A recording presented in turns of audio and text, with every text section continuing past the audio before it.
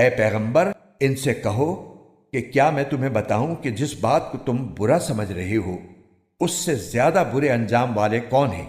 یہ وہ لوگ ہیں جن پر اللہ نے پھٹکار ڈالی، جن پر اپنا غضب نازل کیا، جن میں سے لوگوں کو بندر اور سور بنایا، اور جنہوں نے شیطان کی پرستش کی۔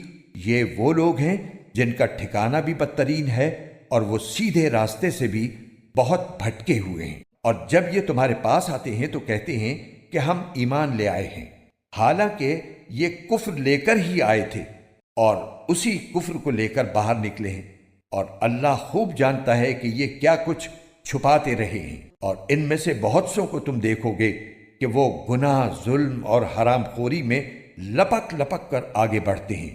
سچ تو یہ ہے کہ جو حرکتیں یہ کرتے ہیں وہ نہایت بری ہیں۔ ان کے مشائخ اور علماء ان کو گناہ کی باتیں کہنے اور حرام کھانے سے آخر کیوں منع نہیں کرتے؟ حقیقت یہ ہے کہ ان کا یہ طرز عمل نہایت برا ہے۔